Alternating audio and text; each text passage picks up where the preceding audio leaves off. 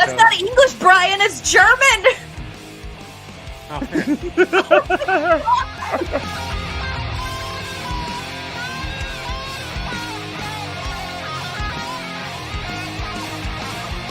So what I told you is true, from a certain point of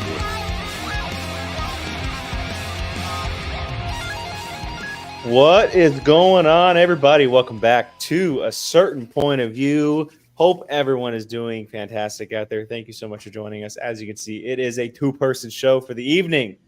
I got myself and I got Jill with me along for the ride as we have some very interesting topics to talk about tonight. Jam-packed episode. Two very controversial topics, and one preview of a big movie that's coming out this next weekend. Molly was not able to join us tonight, as Brian as well. Just not feeling too well. Long weekend, long day, and so we're holding down the fort. Jill and I are holding down the fort today. Very excited to do so with you. Hope you guys are ready for this episode. Jill, it is Monday. Yes. You were home all last week. It was. How was it being back at the office today? It was actually really nice. I by like Thursday of last week, I was kind of getting a little stir crazy. Okay.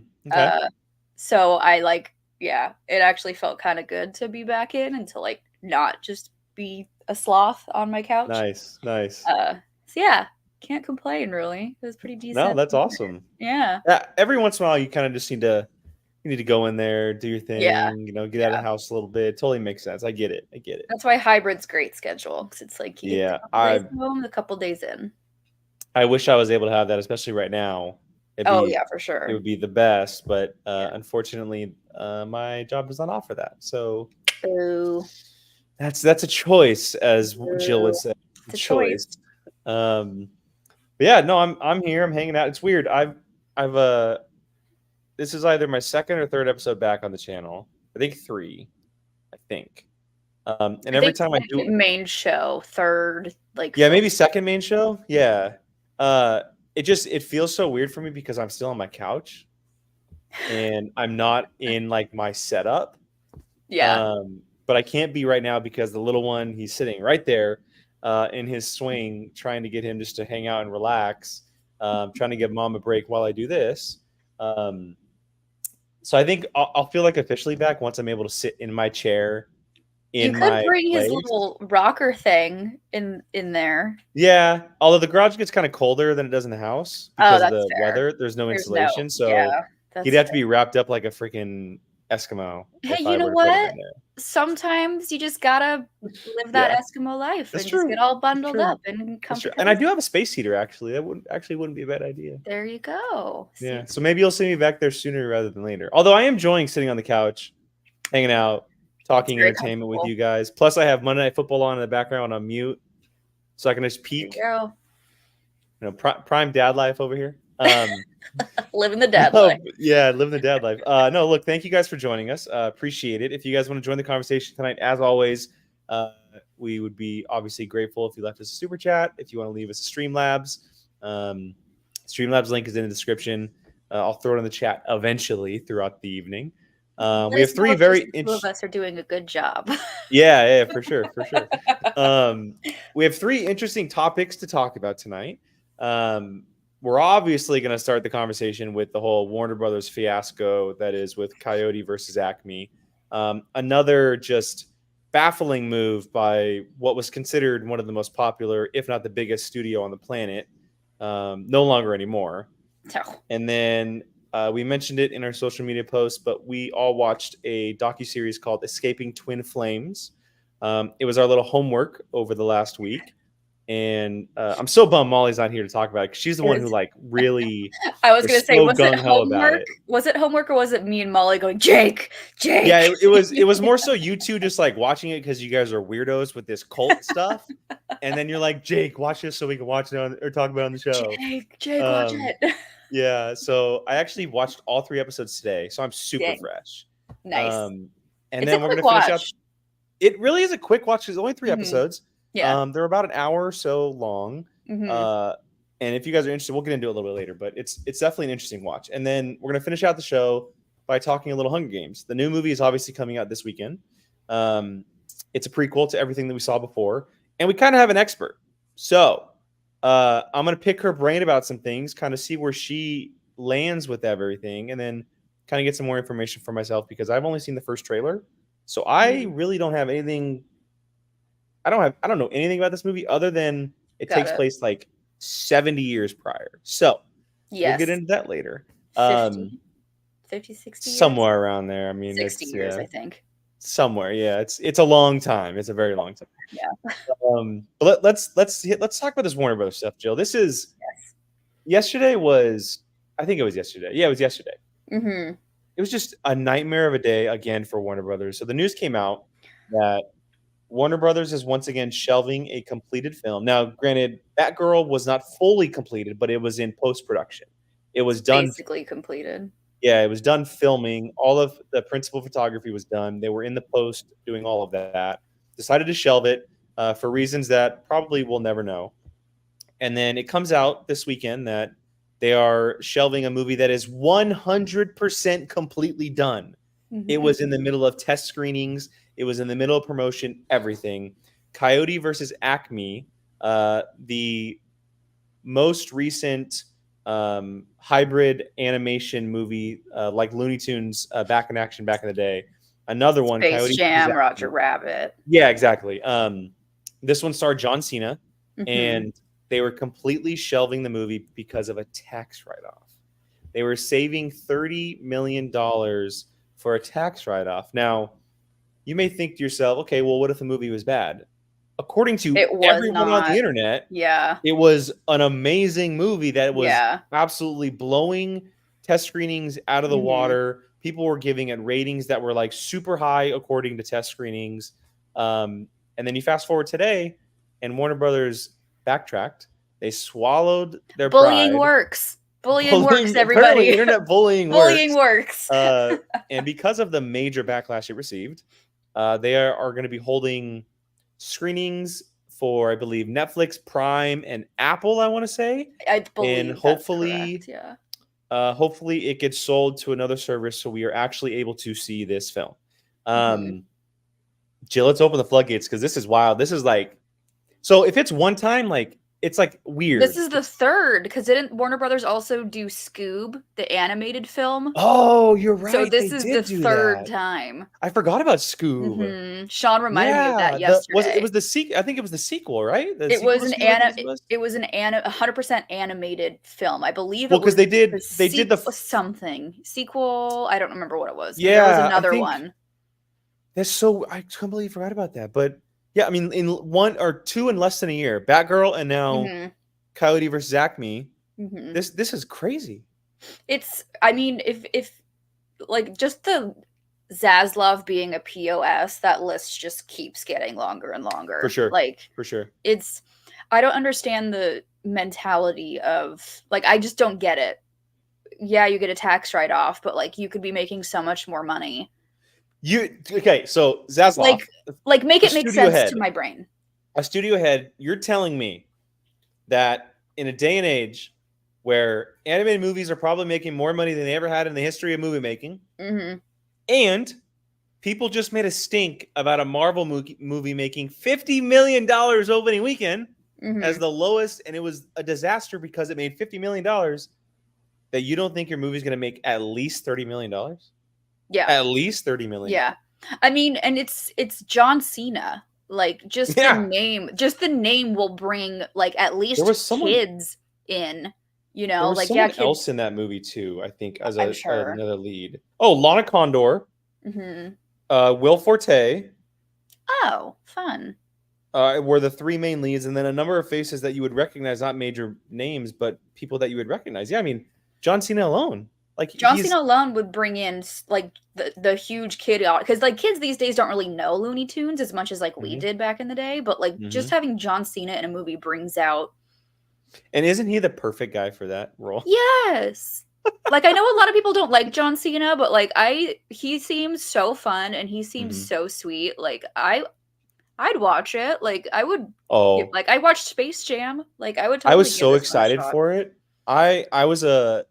So when we were kids, people were watching like different types of cartoons, like Thundercats and all of that stuff. I was a Looney Tunes kid. I was 100% a Looney Tunes kid. I'd have it on in the mornings. I'd watch it at night. I'd have like you know, the DVD or the VHS boxes of it. I was just a total Looney Tunes kid. And when HBO Max first came out, I started watching reruns of all the Looney Tunes stuff. So I was very much looking forward to this movie. Also because I really like Looney Tunes Back in Action with Brendan Fraser back in the day. Yeah, that one was good too. It's a really fun take on kind of what they're doing as far as like the hybrid animation. It's also not a super just creative arts way to do animation like they did with the Space Jam. Like it was such a different style of animation compared to what just classic Looney Tunes look like, where it's just 2D and they just do random stuff on the screen. I thought it was going to be really fun. And then hearing that it got such good test scores really bummed me out, knowing that we were never going to see this movie. Now, it is a plus that they're going to shop it around. And it's James Gunn too, isn't it? Yeah, well, he's producing it. And he might have even wrote it, if I'm not mistaken. I know he's involved somehow. I want to say he actually might have written it. Now that you mentioned that, did you see his tweet today? About Superman? Which one? No, the Coyote one. All he did was tweet a picture of Coyote. That's all he did. That's all you have to say to this nonsense, James Gunn?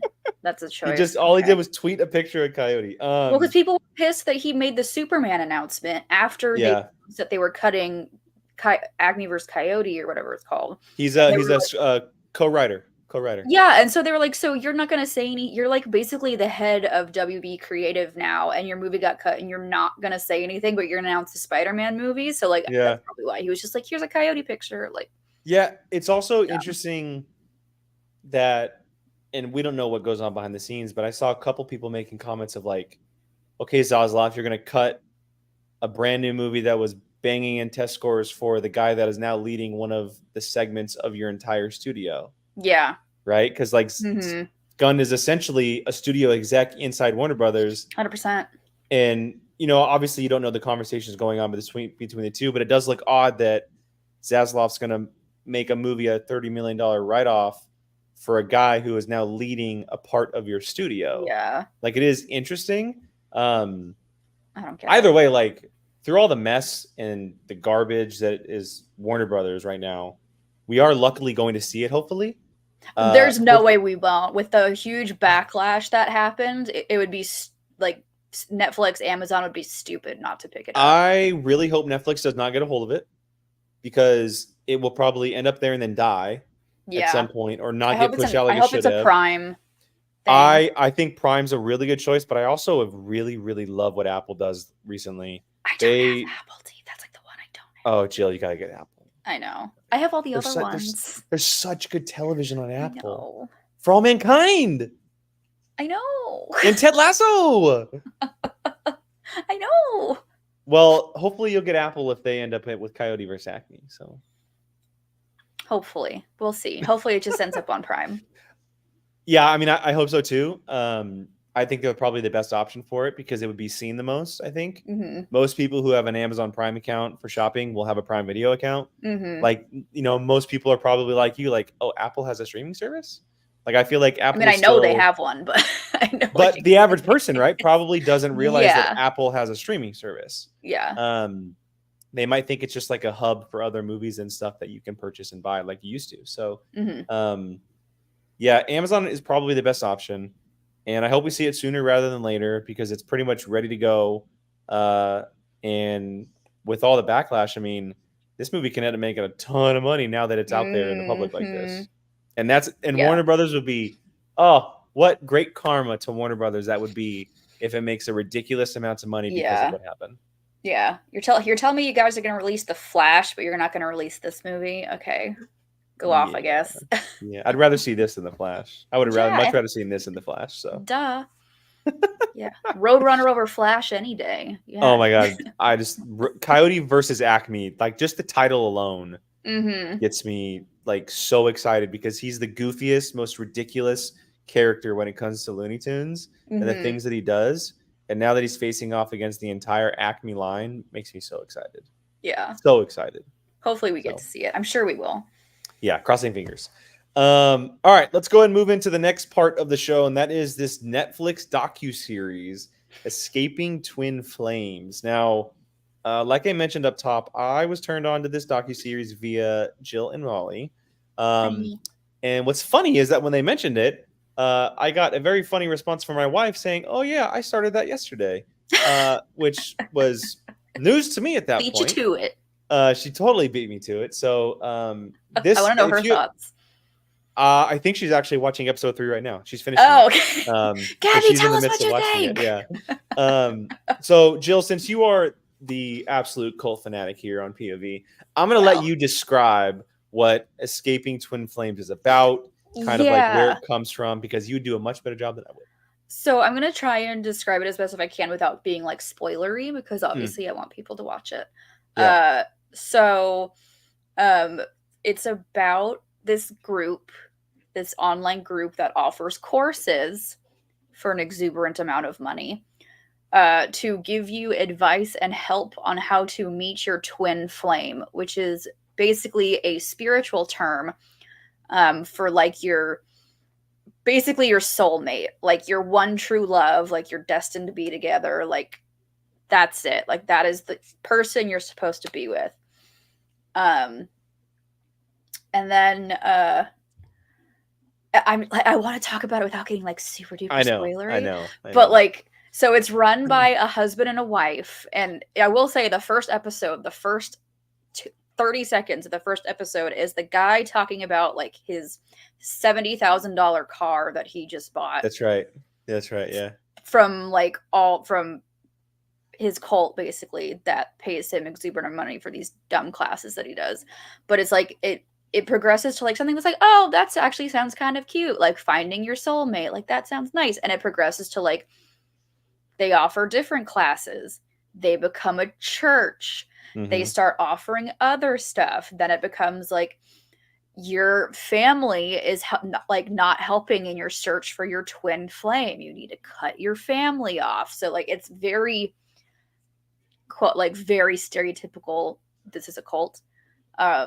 And they actually mention this is also like relatively new. Like this is, I want to say it's like 2010. It started in like 2016, 2017. Like, yeah, because some of the people that in the docuseries that we're listening talk to through the 3 episodes, they left in 2021. Put it that way. Yeah. So it's all very new. Yeah, and so it's still active, I think. Yes. It is, right? It's still active, yeah. So, but they talk about like other cults.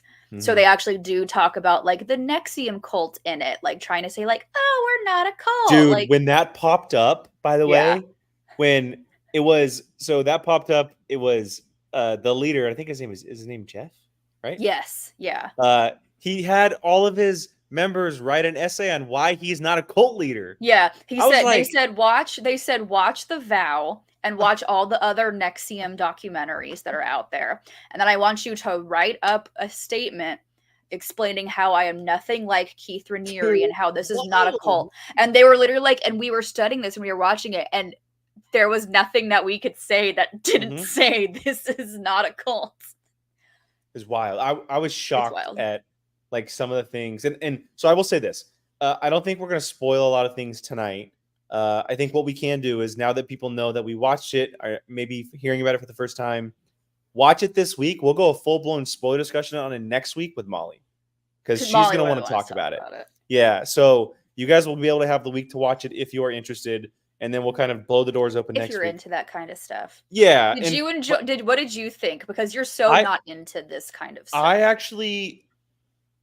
enjoyed it. I think I might have liked it more than The Vow, if I'm being honest. Really? Like, I think I like the way it was set up, and the reason why is because there is so much footage of what's going on.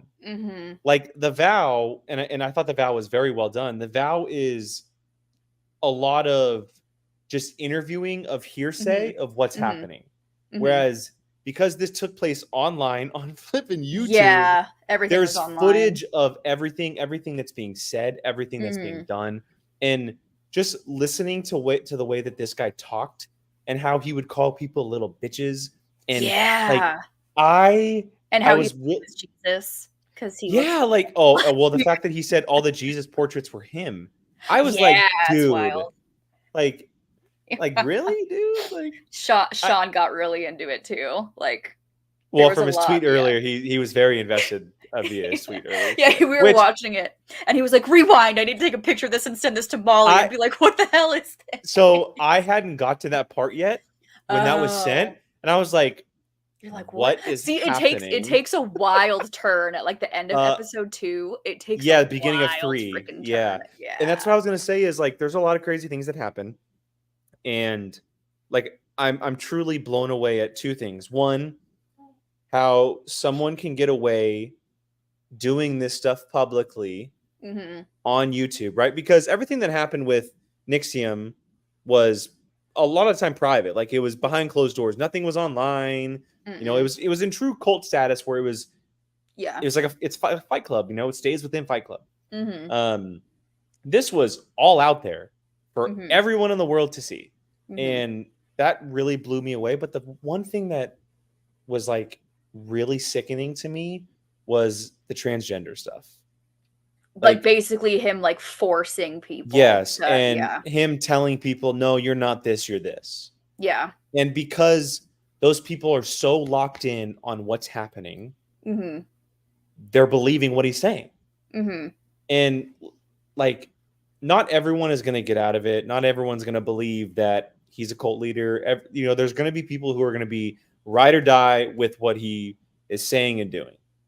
But for those people who eventually see the light at the end of the tunnel, and if they are one of those people who did go through that process, what happens at the end of all that for them? Yeah. Like, do they not believe in that anymore? Yeah. Are they comfortable with themselves still? Like, I really liked the inside of the I think he was a sociologist.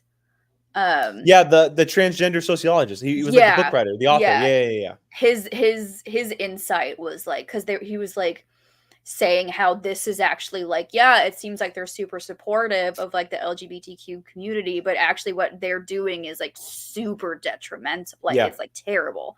So like his insight, So anyway, wild stuff. Like wild stuff. Yeah, like Jill said, and that was like held for like the end.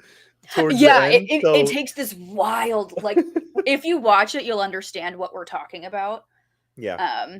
It takes this wild turn where it really becomes, and it really shows just how much he wanted to keep everything within this select group of people. Like, yeah. And he kept, I love how he kept saying, he always said, and I'm paraphrasing, but my life is because of you guys. I'm making the big bucks because of you guys. You know, like you guys are here for Thanks me. For the thousands of dollars you give me. Thanks for the thousands of like everything was just a massive ripoff for him. And I love, you know, you mentioned how they became a church. At one point, there's a turn in the series where he says, we're going to turn half of this into a religion. For the tax write-off. So for the tax write-off. I'm like, what is happening right now? Like, how is this legal? And again, this is all public. This is all out there for everyone to see. The FBI, the freaking US government, it is all out there for everyone to see. Everyone go watch it. It's wild. There's actually a second documentary on Amazon Prime about Twin Flames too.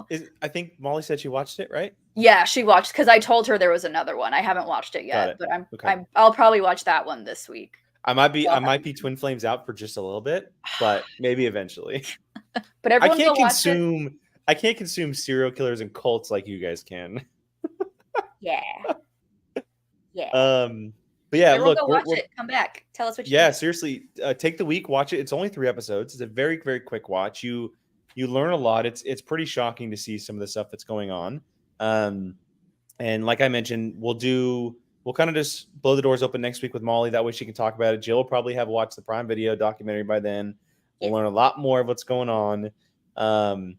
And we'll talk about it more with you guys if you guys are interested. So Check that out. It's on Netflix. Super easy. It is called Escaping Twin Flames. All right. Well, to finish out the show, we're going to get into the Hunger Games. So the Hunger Games, The Ballad of Songbirds and Snakes, comes out this weekend. It is the first Hunger Games movie in, I want to say, 5 years. I believe 2018 was the last one that we saw. Really? And I think so. It was only 5 years ago? I think so. Why would I feel like I might be wrong. Why do I feel like it was so much longer? 2015. Okay, I was gonna say. I was like, it's a lot. It feels a lot. Wow. Okay. Yeah. Way off. Oh, you're right. They came out 12, 13. Oh, yeah. They came out in 4 consecutive years. Mm-hmm. That's right. Okay. All right. Well, almost 10 years ago was the last Hunger Games movie we saw, which is so crazy to think about. Yeah. And so this one's a prequel. This one is set decades and decades into the past, and we are basically following the rise of President Snow. Mm-hmm. What's his first name, by the way, Jill? Coriolanus. I believe Coriolanus Snow. Coriolanus. I'm just gonna call him Snow. Yeah, Corio. Tiger. I believe Tigers calls him Corio. But yeah, Coriolanus Snow. I'm gonna bring it up. Let's see. Oh my God! It just says President Snow on Google. Thank you. So appreciate it. So yeah, Tom Blythe plays Snow. We have Rachel Zegler playing Lucy Gray Baird, and then we have Hunter Schafer, who is from the Euphoria series on HBO. Thank you.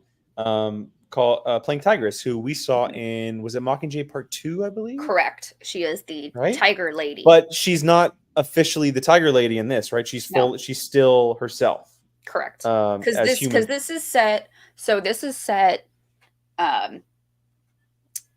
before, like, the capital was the glorious, like, super wealthy area that we know it as in the original Hunger Games films. This is like they're still rebuilding after the rebellion. So this is the 10th. It's the 10th Hunger Games. Okay. So 65. So it's a decade after the rebellion. Yeah. So they're still rebuilding. And Snow is only 18 years old in this. Mm-hmm. Yeah. Crazy. And then I also didn't mention, but Viola Davis and Peter Dinklage are both in this as well. Mm-hmm. Pretty crazy cast for a Hunger Games movie. It's a great cast. Yeah. So there's a lot of things that I'm interested about. Tigress is one of them. I'm very interested in seeing that transformation of Tigress. And I'm just going to, just for the lack of better terms, from human form to tiger form. You probably won't see that in this. But if they make sequels, which we'll get to. Because I wanted to ask, I told you earlier, I wanted to ask this question for you, but I'm just super curious. And I mentioned earlier, I don't know a lot about this. I've seen one trailer, the very first one. I wanted to say pretty clear of it because I wanted to go in fresh as I possibly can. I like the cast. The trailer that I saw looked really, really good. And then last week, all of the first reviews came out, and people are saying it's one of the best Hunger Games movies. Now, I feel like the Hunger Games franchise is very kind of like just dependent on who you talk to. Some people really, really love them. Some people are in between. Some people only like one or two of them and despise the others.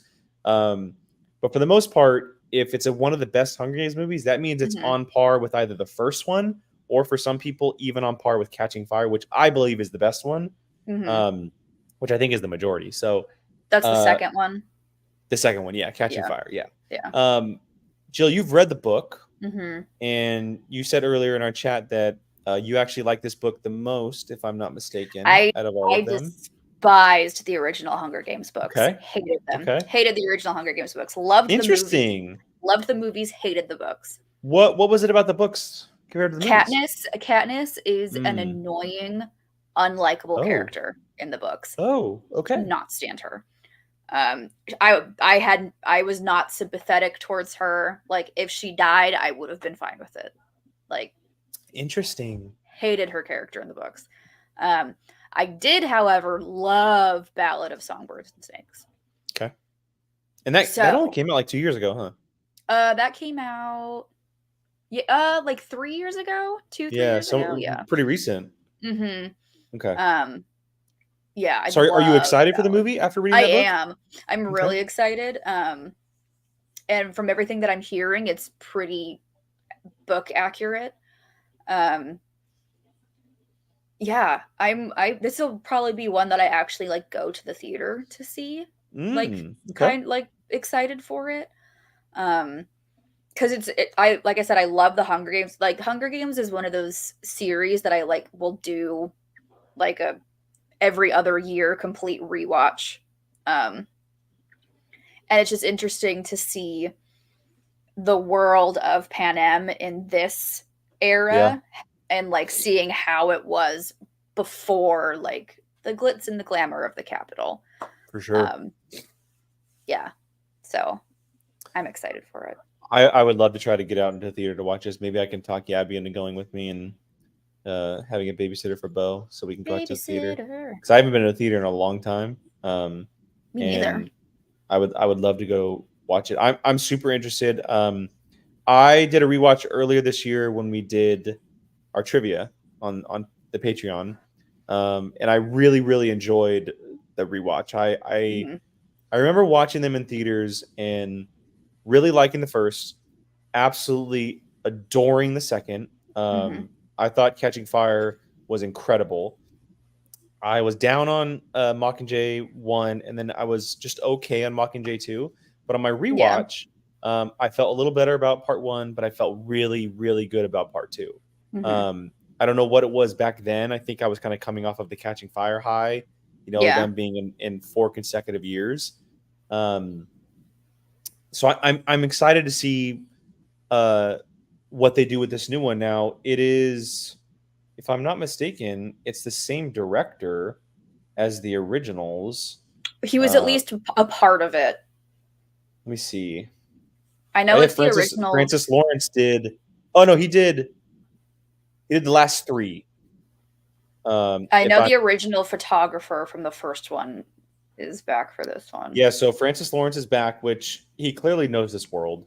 He understands President Snow, at least at an older age, so he can kind of lay the groundwork for what that character becomes. And I'm just interested in seeing what a Hunger Games looks like in year 10.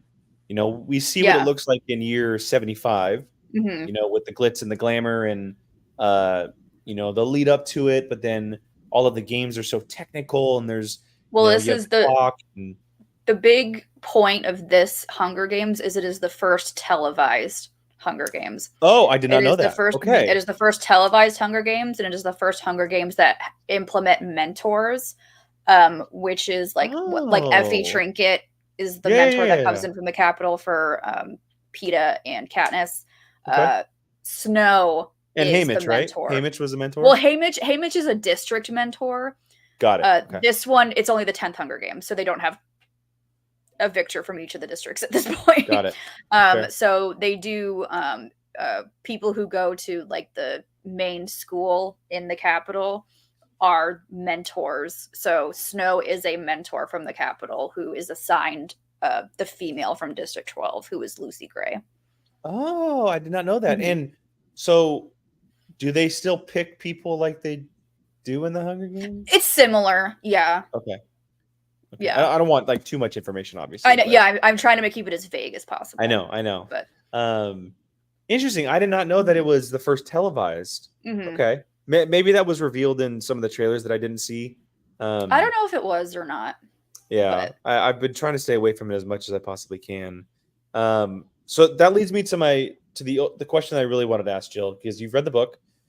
You're hopefully seeing the movie. Do you think there is franchise potential? Because from what I'm hearing, that this is one book and what the whole movie is based on the one book, from what I understand.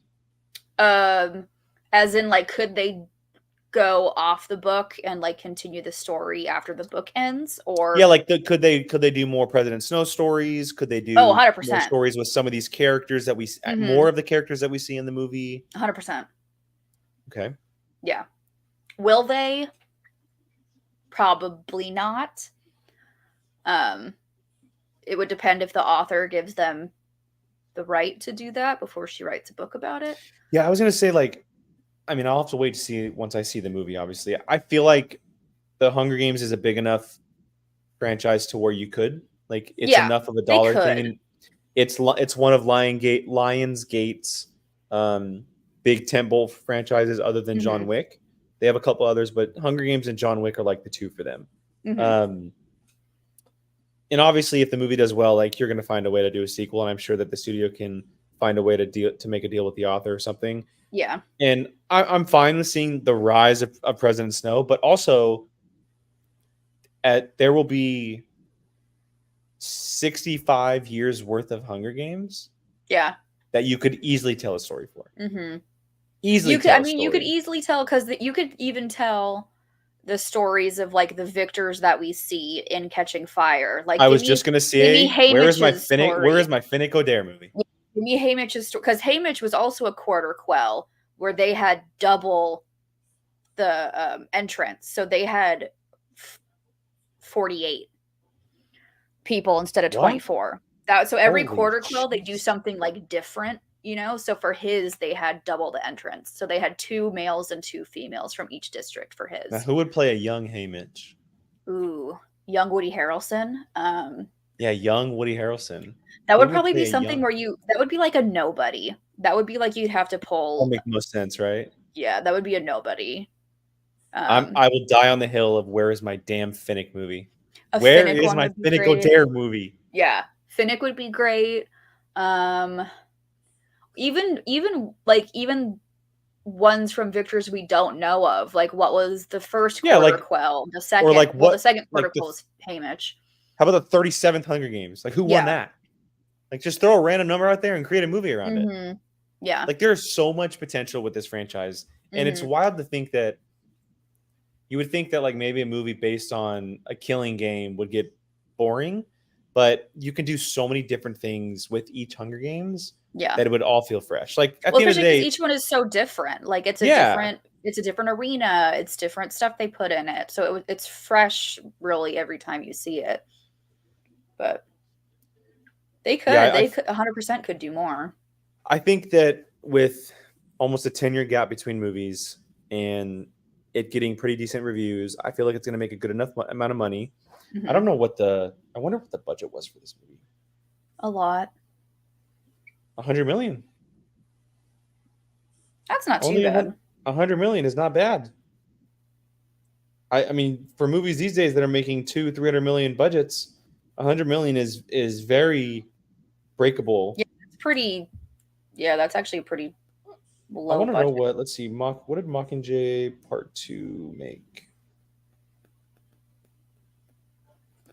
Just to see what the franchise was like then. Mockingjay Part 2 made $653 million. Yeah.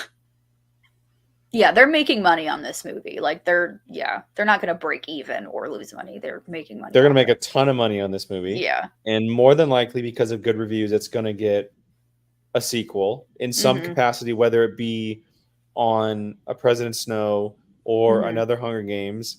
But unlike a lot of franchises, you have potential to do other stuff.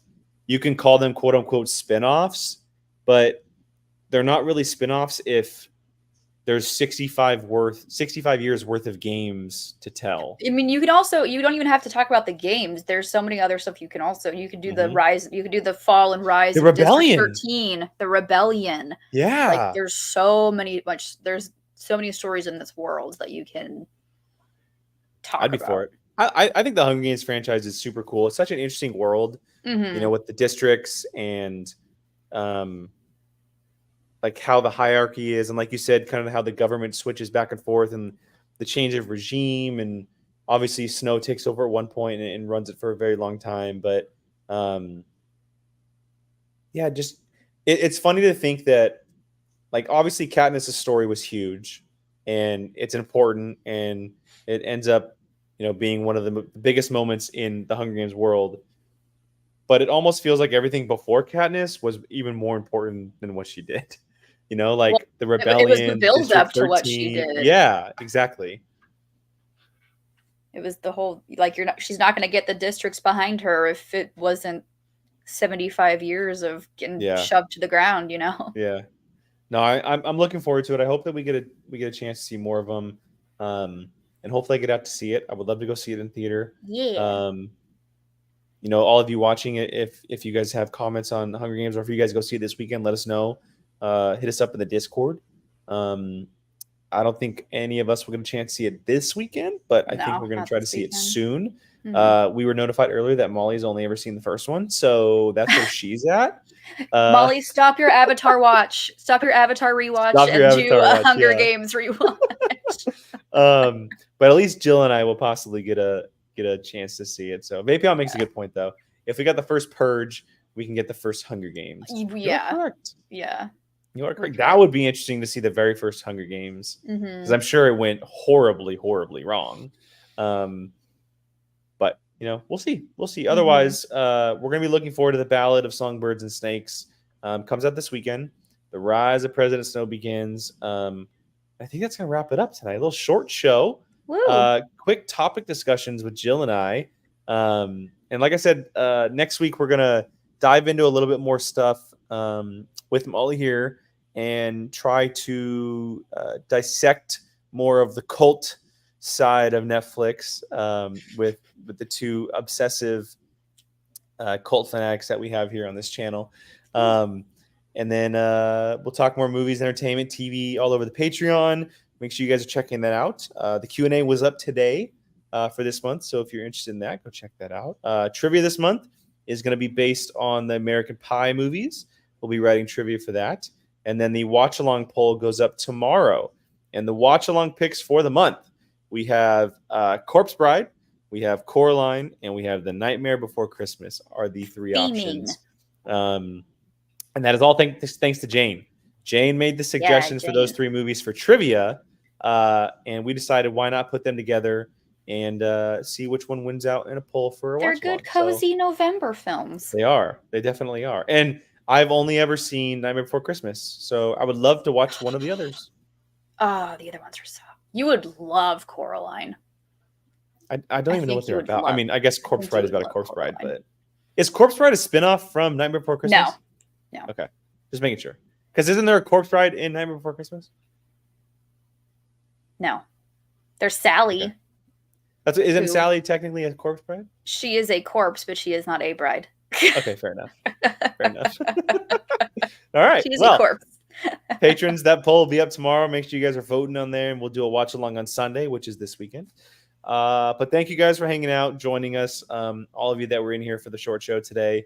We'll be back later this week for more Patreon stuff, and then again next Monday for another episode of POV. Jill, thank you as always for joining me. Thank you. That was fun. All of our links in the description, socials, all of the places where you can donate, sign up for things. They're all down there. Check them out. And for now, that is another episode of POV, guys. Thank you so much, and we will catch you guys next week. Bye.